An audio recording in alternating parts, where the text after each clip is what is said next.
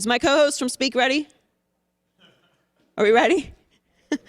Nobody gave me an announcement. Emmanuel Acho. Hey! Let me give you a proper introduction now. I mean, nobody cue me. I'm like, I don't know. Are we getting mic'd? Co-host of Speak with myself, Shady LaShawn McCoy, who was on with us earlier in studio, and Dave Hellman. New York Times best-selling author. They only have 2 of your books on here. Oof, I know. By the way. Look, when you're a New York Times bestseller, Uncomfortable Conversations with a Black Man, Uncomfortable Conversations with a Black Boy, and Illogical. Were they all New York Times bestsellers, or they just had the bestsellers on? Okay, so they have the bestsellers on there. Yeah. So there we go. Is that shade? No. Okay, that's fine. I mean, you wrote 3 books. So yeah. And you did read them, Joy. So just casually. I'd say pump them like all 2. up, always. Always. Yes, I'm going to read your books. And played 4 NFL seasons, of course, in the NFL. Had a very nice college career as well. And has Chargers fans mad at you too? You don't have Cowboys fans mad at you, though. So at least you have that going for you. Strategic. That's the thing. The Chargers fan base is not nearly as loud or rambunctious as a Cowboys fan base. So I can handle that one. I don't know. However, I don't. Good luck. I mean, I don't pay attention. Good luck. I have stuff to do. What am I going to do? Sit around and argue with Cowboys fans all day long? What am I going to say? What? Win playoff games. There you go, Alex. Yeah. That's what I should just respond to all of them. And my mom, like I said, my mom's a Cowboys fan, so I doesn't this is all very normal for me. Yes, you grew up in this. You were born into this. I was. Emmanuel Acho here in studio with us, Joy Taylor and Alex Curry in for Colin Cowherd on the herd. So there's a lot going on right now. I don't know where I want to start with you. Actually, should I? You heard the Derek Carr news? Crazy. Okay, so let's start there. Crazy. Because that's the very latest in a day that has quite a bit of news going on. What do you think? What's your reaction? Can I unload, please? Yeah, Yes. absolutely. Josh McDaniels, this is a terrible decision, and shame on him. Derek Carr is likely the best thing that's happened to Josh McDaniels as a head coach, and you have the audacity to bench maybe the best thing that's happened to you as a head coach. Let's talk about who Derek Carr is. Derek Carr has had 6 head coaches in his 9 years in the league.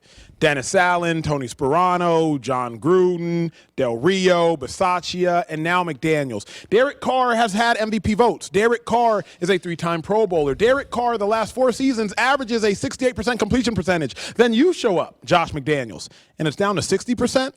See, Josh McDaniels without Derek Carr we know is bad. But Derek Carr without Josh McDaniels we know is good. If the job of the coach is to make the player better, then don't cause the player to be worse and then blame the player for getting worse and then bench the player. It's asinine. And worse than that, I hate when smaller coaches ruin greater players' legacies. I think about, I believe it was Ben McAdoo that benched Eli Manning. Eli Manning, maybe 254 consecutive starts. The worst. Eli was not that great at the time. I get it. I played against aging Eli. But there's something bigger at that moment in time than football. He has 250 consecutive starts. Just let him start because the backup, Geno Smith, wasn't good either. Personal experience. LaShawn McCoy grows up in Pennsylvania, plays for Pitt, drafted to the Eagles. Eagles all-time rushing leader in 6 years. And Chip Kelly has the audacity to trade him just for Chip to be gone 365 days later. Sometimes there are players that are more important than the coaches. And what Derek Carr has done for the Raiders is more important than what Josh McDaniels can do. Joy, you've talked about it ad nauseum. Derek Carr tolerated a head coach last year that was accused of and both caught being misogynistic, sexist, racist, anti-Semitic, and any other form of ist or ism or etic you can find. And Derek Carr weathered that storm. His former teammate and first-round pick was charged with literal murder, not figurative murder. He actually was charged with murder. Derek Carr weathered that storm and went to the playoffs. And less than a year later, you want to bench him? Somebody should bench McDaniels. Anyway, it's your show. I'm done. You went off. No, I'm glad. I've always been a Derek Carr person. I think you laid it out perfectly. He's had to overcome a lot more than people really want to give him credit for. Everything. Is Derek Carr great? I think he's good enough that I would safely say if he was in a functional situation, he would be great. So I don't like to give excuses for people because you're going to deal with stuff in the NFL. There's going to be injuries. There's going to be coaching changes. There's going to be ownership changes. You're going to have variation in teammates, the offensive line. Everybody deals with something. But man, like, can Derek Carr, you know what? God gives the most to his best soldiers. I hope that's applicable for but now. But this also probably means he's not going to be there next year. He can't be. You cannot bench a 9-year NFL vet and then just try to act like nothing happened. Like, all right, Derek, see you week one. Like, we just want to try out Stidham. No, and keep in mind, although it is a long shot, the Raiders still have a chance to make the playoffs. A lot has to happen. Dolphins have to lose twice. Raiders have to beat, I believe, the Chiefs and the 49ers. A lot has to happen. But if you bench Derek Carr, the message that you are sending to him and the team, it's deafening. And also, McDaniels, you just got here. Like, how you going to show up to my house, then kick me out my own house? I'll unload more on Speak. I'm done for now. Yes, Speak, 4:30 Eastern on FS1. Please come join us. I didn't ask the guys this in the back, so let me know if we have the Shannon Sharp clip. If not, I'll just read it. I don't know if you heard what Shannon said on Undisputed yesterday, but he had a little something to say about Russell Wilson and everything that's going on with the Broncos. Obviously, Nathaniel Hackett has been let go, and now they're trying to figure out what the next steps are. Obviously, they say they still believe in Russell Wilson. Well, you're not going to take an $82 million cap hit, so you better believe it. You better speak some life into the situation. Well, this is what Shannon Sharp had to say about some other suggestions for the Broncos surrounding Russell Wilson yesterday. I don't know who the head coach is going to be. The first thing you do, Russell Wilson, I'm locking this office. You will no longer have an office. All those parking spaces that you get at the stadium, they're gone too, because you're putting yourself in front of the team. And I said it before, and I'll say it again, and I stand by it. You ticked a lot of people off with your attitude, bro. Now, you can come out here and talk about we're a team, and I'm good with my teammates, but deep down inside, they seething, and I'm going to leave it at that. Now, this is getting circulated a little more. Now, Shannon has plenty of connections in the Broncos organization, obviously. So I believe Shannon. But Andrew Whitworth, Big Whit, responded to this on Twitter and said, I've been told this consistently over the last 6 months. I refuse to believe it. No way this realist can't be real, right? Now we're getting other former players responding and saying, yeah, it is actually real. Now, to me, what makes me curious about this, because we both like Russell Wilson, the guy, and often, when we're talking about, almost always when we're talking about players, we're not talking about them personally. But I'll say I like Russell Wilson, the guy. I think I like what he stands for. He seems like a family guy. He's a nice guy. Great. Met Russ. He's very pleasant. But we've heard this from several organizations now, and this is like a little thing, a little smoke. Nothing is everything. Everything is something, and they're losing. So now all the stuff that's irritating people is going to come out more. You don't mind when the quarterback gets extra special treatment when you're winning, because who cares? We're winning. It doesn't matter. Do whatever you want. Everything is fine when you're winning. When you're losing, nothing is fine. And I just find this curious with Russ, because we have seen a lot of this on the sidelines. We've seen a lot of arguments, even outside of Russ. Like, everything was falling apart with Denver.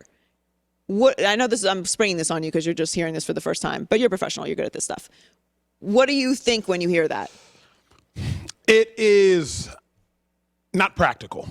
Like, I love what Shannon is saying in theory. In theory, make him like everybody else, take away his parking space, lock his office. I don't know if Shannon's speaking literally or figuratively, obviously. Right. I don't know if Russ actually has an office. For context, listeners or viewers at home, everybody has an unofficial parking space. So you can't really take away something that's unofficial as is. Here on the Fox lot, I pull in, I go down to P2. Skip has his unofficial parking space. Everybody has their unofficial parking space. I don't have an unofficial parking space. We're working on that, but sure. There's levels to the parking spaces. You can't take that away from them, because quarterbacks are always going to be special. The problem is you got to play special. Like Russell Wilson, he's a quarterback. He's not going to get hit in practice. Special. Sure. He doesn't have to go through conditioning like everybody else. Special. Quarterbacks are always going to be treated special.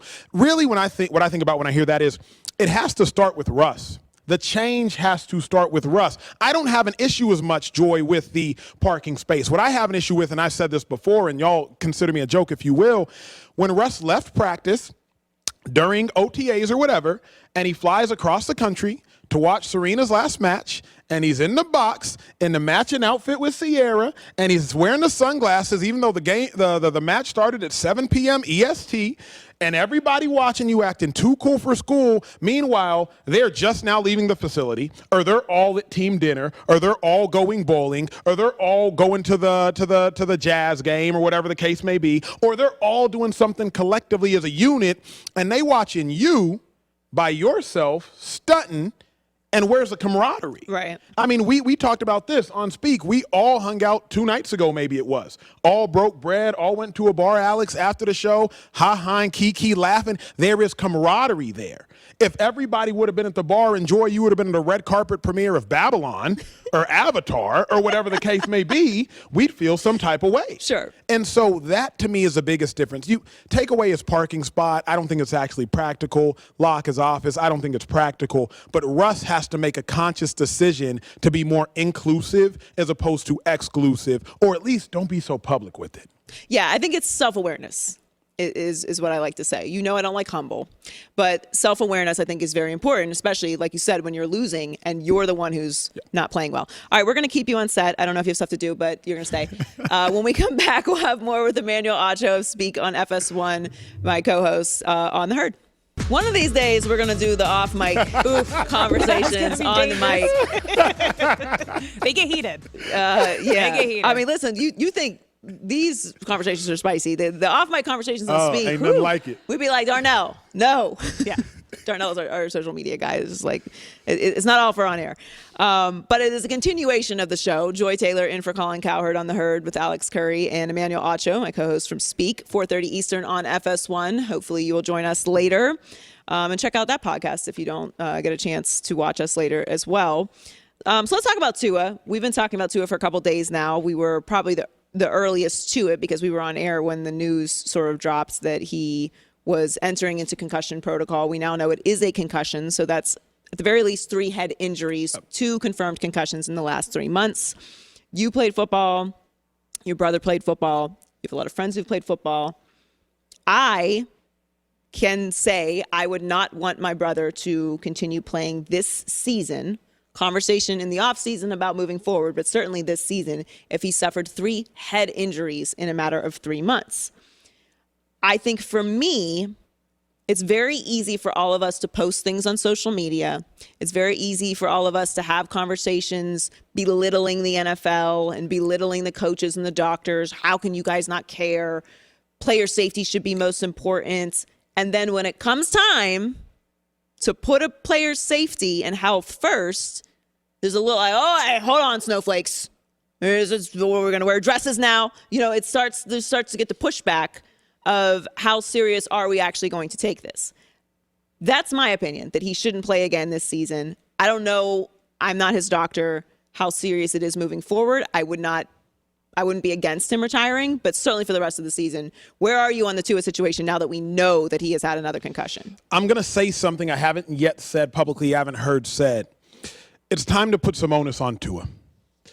I cannot care about your safety. Joy cannot care. Alex cannot care. Mike McDaniels cannot care. The neuroscientists cannot care. The Dolphins cannot care. The NFLPA cannot care more about Tua's safety than Tua. What we know is this. I watched the entirety of the Miami Dolphins presser this morning. Mike McDaniel went up to the podium, answered every single question, and he answered most of them well. What we know is Mike McDaniel, based on what he saw on tape of Tua, saw Tua as soon as he walked into the building, and he said that he questioned Tua heavily with concern based upon what he saw on tape, asking Tua, do you have a concussion? Joy, you and I talked about this before we knew if Tua had a concussion. 3 interceptions. It's uncharacteristic for Tua, but not all interceptions are created equal. I've seen a lot of them over the course of my career. Did not get a lot, but seen a lot. 2 through 3 interceptions that weren't deflected, with minimal pressure, and were mental errors. So Mike McDaniel sees on tape, wait, Tua, you're acting uncharacteristic, tells Tua to go to the doctors. Tua, you knew that something wasn't right. And even if you couldn't put your finger on it, you know you don't throw 3 interceptions. How do we know Tua knows he don't throw 3 interceptions? Because Emmanuel Acho knows Tua don't throw 3 interceptions. And if I know Tua don't throw 3 interceptions, then he does. Tua, you knew against the Buffalo Bills it was more than your lower back. Jory wasn't sure. Alex wasn't sure. I sure as heck wasn't sure. I had my thoughts because I've had a concussion before, right, and I've played through it. You don't touch your head after you get hit if your lower back hurts. But who knew was Tua. So Tua, you knew against the Bills, you had a head injury. You knew against the Packers, you had a head injury. We can't care more than you. I get that you want to be a hero, you want to save your team, but first and foremost, you have to save yourself. Well, I don't think that you're entirely off base there. I mean, I think that the team does have a responsibility, and we talk about this often as well, to protect the player from themselves. Sure. You guys are in I don't want to call it toxic environment, but you're certainly in an environment where it is not met with positivity if you are habitually injured. It can very much affect the narrative around your career and your future in the NFL. And once you get a certain label, it's hard to shed that. So self-reporting any kind of injury can be to the detriment of your career. 1,000%. But what's to the detriment of your career may be to the benefit of your life. Yes. And yes. that's where we are right now. That's where we are right now. Like, at the end of the day, a broken arm can be x-rayed. A ACL, an MCL, a PCL, an LCL can be MRI'd. It can be imaged. It is much harder to take imaging of the brain, whether it be a CT scan, whether it be with different brain imaging. It's much more difficult. So we have to depend on the athletes, to be honest. I'll be honest with you, Joy, 2010. It was August. Before the season, every athlete takes a baseline concussion exam. I'm at the University of Texas. I'm taking my baseline concussion exam. We went 13-1 the year before, went to the Fiesta Bowl. We're one game away from a national championship. It's big stakes, like Texas football when we were at our prime. I intentionally missed questions on my baseline concussion exam, intentionally, because I'm smart. I might not be a lot of things, might have stiff hips, might not be the most athletic, but I'm very, very smart. And I was like, if I ever get a concussion, there's just no way I'm going to be able to match my non-concussion test score. It's just not possible. Like, I can't do this concussed. So in my baseline exam, I would intentionally miss questions just in case I ever got a concussion. I had a lower threshold to hit. That's dumb as heck. Yeah, retroactively. for a smart person, that's not very dumb smart. as heck. But I know it's on the line. National championship is on the line. Stakes are high. So what I'm advising Tua to do is what I didn't do as a 19-year-old. Like, protect yourself. At the time, I'm cheating the system. I want to get back out there. But that was stupid. Now, I did have a concussion. I played through the concussion. We won the game 2010 at Nebraska, started a top 10 team in football. But I wouldn't do it again. It wasn't smart. Well, yeah, to your point, you were 19. You were not a married man. Yeah. You did not have money already. Now, Tua obviously is planning on making a lot more money, but he's made some money, and he has the potential even after football to continue to make more money, as you have outside of football. So there's a whole life outside of football, and that I'm with you. It's on the player ultimately to decide what they're going to do with their health, but I do think there is a responsibility on the team and the doctors to say, if they truly believe it's not safe, to not give him that option. But here's what's so fascinating, I do Joy. think the burden of responsibility is on the individual more. The hard part, and I respect you and LaShawn McCoy, our other co-hosts, because y'all do defend the NFL to some degree. We are with our knowledge of the brain where we were with our knowledge of the heart in the 1960s. I worked for 3 years with a neuroscientist. I stopped working with her, Dr. Kristen Wellemeyer, because I started to know too much. We were talking about creating different brain facilities. I interviewed Katie McMahon, I believe her name is, the widowed wife, former wife of Justin Strelzik. You will remember the name Justin Strelzik. Drives the wrong way down the interstate in Pittsburgh, maybe 95, correct me if I'm wrong, head on into a tank truck, takes his life. Obviously, he was found with CTE. I studied so much that I was like, okay, I'm done. I can't study this anymore. I'm freaking out. So it comes a point where we don't even know what we don't know. Right. And because we don't know what we don't know, you got to operate out of fear. You just have to assume this might be worse than you think. So Tua, just be careful. Don't play the rest of the season. Let's chill out. Let's get an 8-month break. Let's see where we're at with our brain imaging exam going into next season, and let's run it back. But to go out and play another game right now, it's just not smart. And the last thing I'll say is Tua has to look out for himself because there's no guarantee the NFL will look out for him. Yeah, I mean, I agree. I don't know that we can project what he's going to do moving forward in his life, but certainly he needs to consider strongly. And I think they are. Like the way Mike McDaniel was talking about it is like, we're not even talking about when he's coming back. Just let him heal, let him get better, and then we'll cross all of those bridges when we get to it, if it even happens for the rest of the season. Thanks for coming on with us today, as you always do when I'm filling in, and I appreciate that. I will argue with you later about something, I'm sure. Emmanuel Acho, speak on FS1.